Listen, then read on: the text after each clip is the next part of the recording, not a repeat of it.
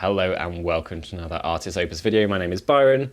Last time we used the dirty down rust. This time we've got the dirty down moss.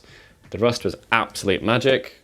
Just to remind you about that, if you've not seen the video, it went really well. That is just magic. We called it talent in a bottle. This is not quite as obvious, but has the same potential to be amazing. So, you don't have to take my word for it. Here it is on a base, on some texture paint there. We'll get some high quality pictures popped up on the screen. And here it is on a rather old and haggard looking juggernaut that turned out super well, like really nicely.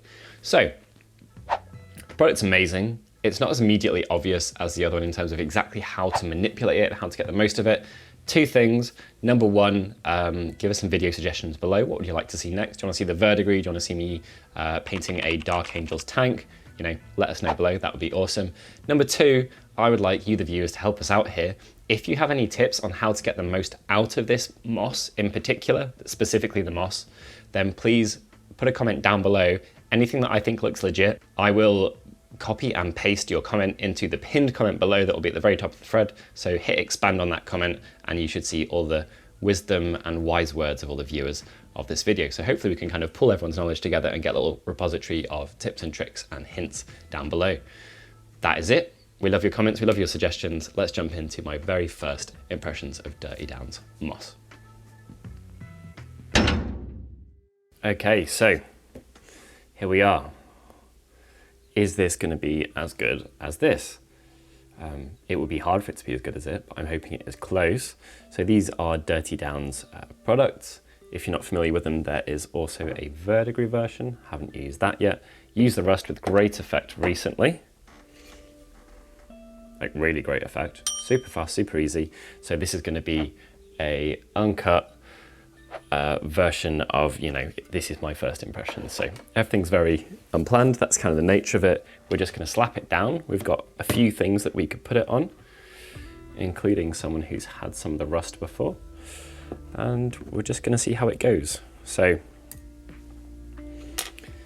if it's anything like the other, you really need to shake it very hard.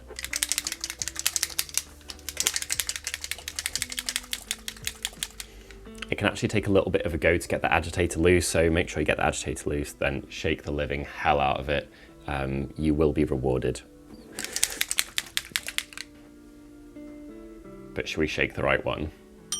You idiot.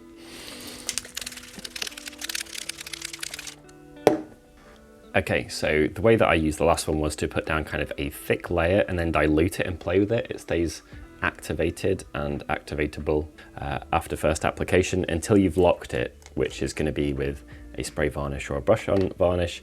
If you use an ultra matte varnish or just a matte varnish, the rust has a really nice effect. I think it actually adds to it. If any of you base like me, the way that we decide where we put stuff is we cover our mistakes. So you can guarantee these have, at least 50% of these have been stuck down probably places where the blacks we flaked off to black like that. So let's start in a place like that. My brush is a little bit wet, and I'm just gonna dab it down in a recess. Let's see how this goes. I wonder if I've shaken that enough.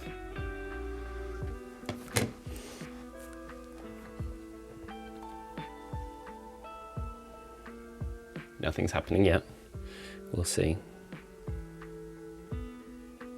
I'll put down a thicker layer there. I guess we just have to be patient and wait. In the meanwhile, I'm gonna give it a shake just in case.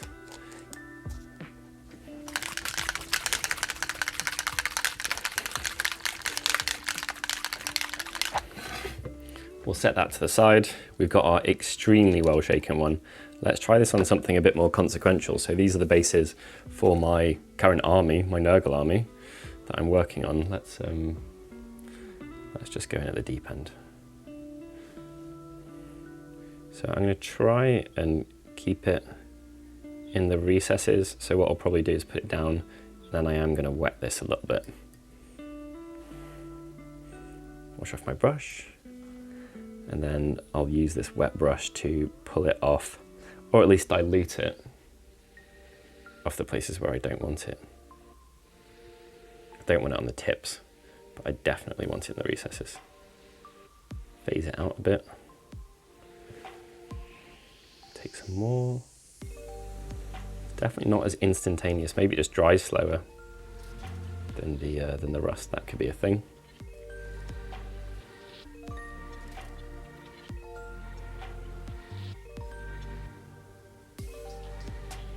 Probably time to get the hairdryer out. I'm going to do one more thing though. Put down a little bit. Just around here now. But this feels, because it's diluted, this feels like I've just, you know, I've got a green ink or a filter on there. So I don't know what it's going to do, but I feel like I should feather the edges of it. Guess we'll find out how that behaves. Right. We have some drying going on. You can see it beginning to work here. Let's put down another blob here, and I'm going to put it onto our hairdryer, and we'll speed it right up. So a big blob.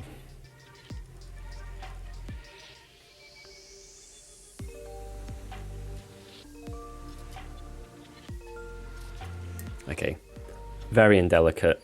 Haven't faded it out whatsoever, but moss has hard edges. You know, it might fade out in dots, but it doesn't fade out in blobs. So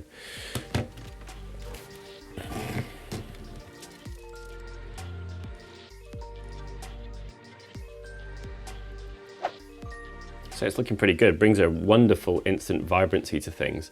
I do wonder though, does this need to be mixed with something else? Like, do we need to put something a bit more like chunky in with it? This might be slightly harder to get more out of than the rust. The rust's really forgiving, can basically do anything and it looks awesome. I'm gonna grab a texture paint, I guess. An ancient texture paint. Is it still alive? Ah, it is. Okay. Goes without saying, guys, I'm using this is a retirement dot. I'm using a very old sad brush here.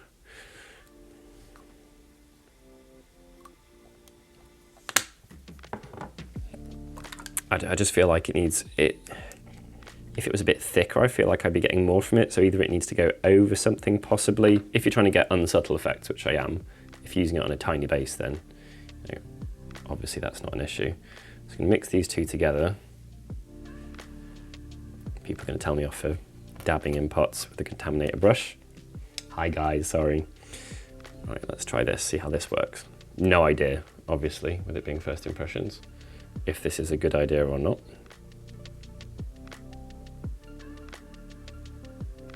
So try two things. That's a mix. And then I'm going to put down a fresh layer of this. Hopefully we can get it to dry fast. And then we'll see how it behaves over it.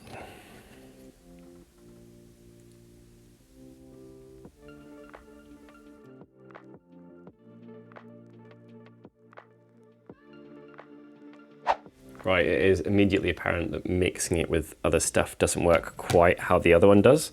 So let's see if putting it down on top of layers of itself does work.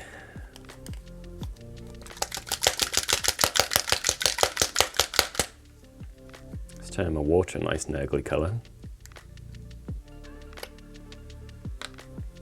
Right, so it's definitely shaken. We've already had some down here. Big, thick layer.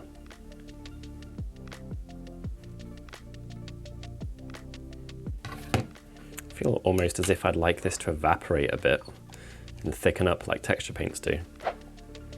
Let's have a look at our attempted slightly more subtle effect. That's worked quite well, actually. Looks decent on the rock. It's a really good way to get colour. It looked brilliant on wood. You know, like wood of this colour, probably like you get it working its way up fence posts and stuff like that. So I'll probably paint this like wood and then cover it in it. Let's put some of it on our model's feet.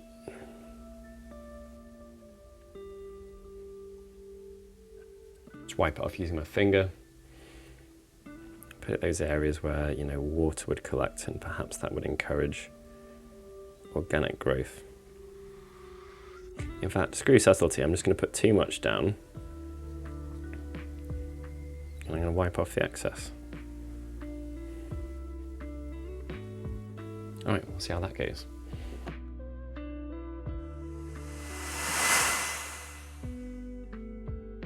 These are all slightly darker than I expected. It is nice to have some variation in there, but I'm gonna see if, like the rust, making them wet just with water, if that kind of lightens things up at all.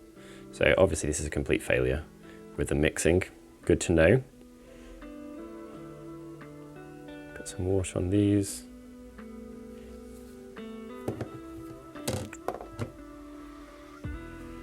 This is really dark. I'd like it to show up more than that.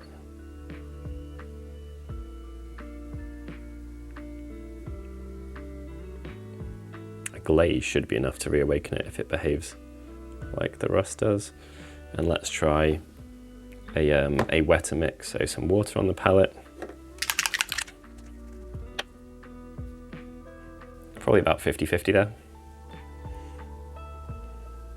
Wonder what this will lead to. Well, let's find out. That's the effect the orange gets for watering it down. I want to keep that because I like that one.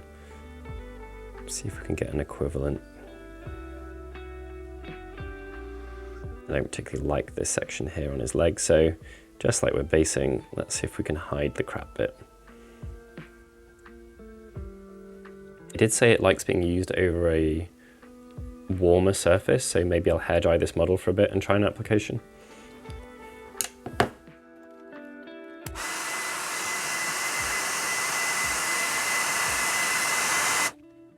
Right, so hot model or warm model at the very least. Quick application before it drops temperature. I'll go for a fairly heavy one, screw it. And then what I'll do, just to test it, neat and diluted. This is diluted with water. I'll grab a great big spooge. Taking our shaking very seriously. I'll put it down somewhere with no degree of subtlety whatsoever. Bosh. He's got a mossy leg.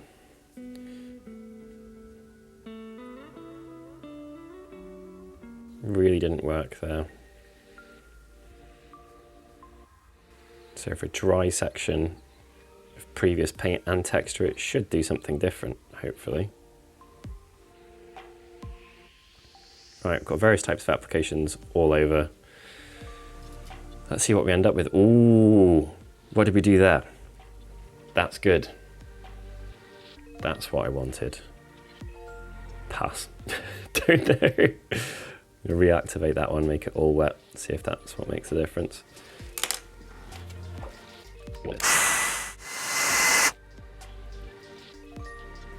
Definitely, I'm struggling to control this one as much. It's got a great effect, but it's not like wetter equals more orange and thinner, which is what the rust is. But the model, I mean, the model's already looking way more interesting than it was, so something's working. That was neat. So, I feel like you need some water in your brush, but not loads, and then you need to use what feels like quite a thick blob of it, mush it about, but in a thin layer. So let's put that theory to the test. Somewhere, maybe we've cracked it at this point, who knows. So take some off. Right, want a not thick layer. So I'll take more off. This is on a warm model, it has been hair dried, and it does recommend using it on a warm model. And then I'm going to feather the edges, so we'll have a comparison of going to a hard edge and not.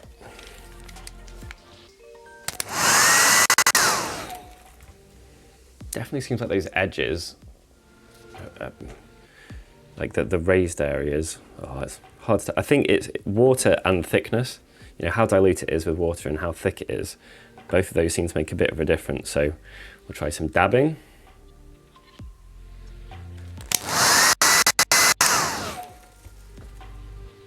That basically did nothing. Thick blobs. Should put a thick blob somewhere here. Right, specifically tried. It's a really thick blob, barely any water.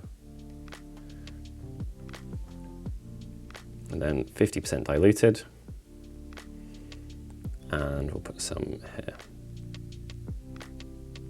Right, that's another thick blob. And put some thinned blobs in this area.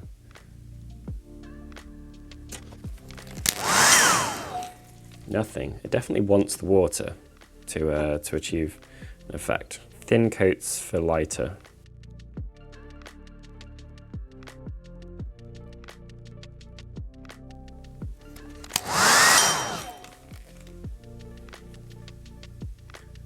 Right, so I think we've kind of got somewhat inconclusive results here. Some areas turned out really well, some not as well. The overall effect after some patience is really good. Like, I love this contrast here. You can tell it's moss that's going on there. So the product works, but yeah, I'm gonna have to play with this a bit more. If you guys have got some tips, then by all means, please send them through, pop them in the comments below. But yeah, an interesting one, bit of a struggle. I think I'm just gonna have to continue playing with this until I'm happy with some of these sections that have gone a bit too dark.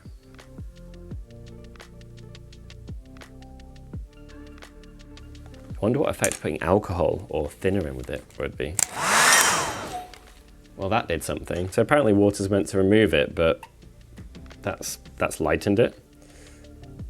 So obviously the thinner layers being lighter is a thing, and thicker layers being darker, that's a definite. So maybe you need to work your way into the recesses to make sure there's not too much pooling if you do want it bright. Looks really good on our palette. Pass. Right, last thing I'm gonna test, get some thinner. Now obviously this is gonna evaporate pretty fast. This will also strip paint a bit, possibly, or previous steps. So I'm not recommending people do this, but I'm trying it so you can see what it does. Let's find the 1 foot that hasn't been covered. Let's see if we can get a quick layer down on it.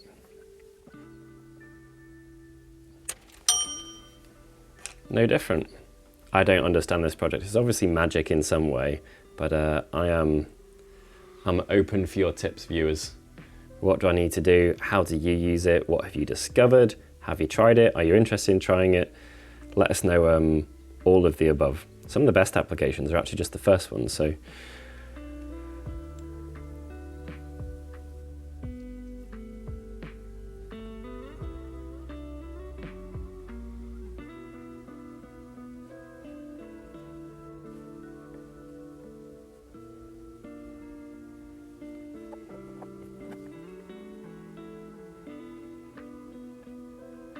We got it. I think we got it.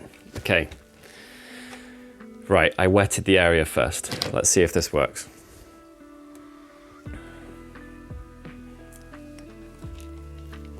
Make sure the area is warm. Wet it first. See how warm it is, it's already evaporating. So it needs to work fast.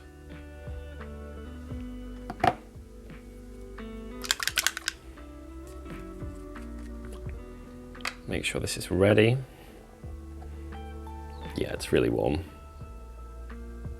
Okay, here, and go. Pull out the recesses, feather the edges, cross fingers. Yeah, okay. If you want it brighter, wet the area first. And it seems that actually this doesn't want to go over particularly porous stuff massively. Just a standard finish section is okay. So maybe I wouldn't try it over texture paints massively, or you could seal them beforehand. Please let me know if you've tried it over varnish or absolute matte or absolute gloss or something like that, because there will definitely be some discoveries here to be learned. We'll make sure anything useful is pinned in the comment down below.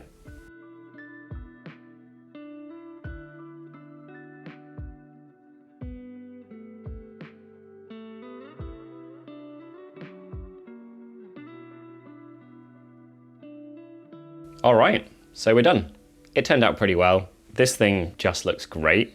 Obviously there's areas that I'm not, specifically entirely happy with, but that's part and parcel of using a random product. Hopefully all the comments in the pinned sticky post comment below, they're gonna be useful for people and we can work out a little bit more how to exactly get the result we want out of this.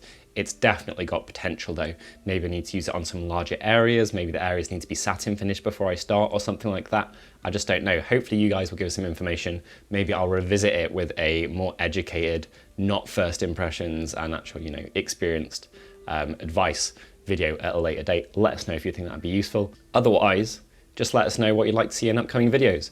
I'm definitely thinking Dark Angel's tank. Would you like to see the recent Ultramarines tank with some weathering on it? We will do rust 3 ways, including the Dirty Down rust. That's definitely on the agenda.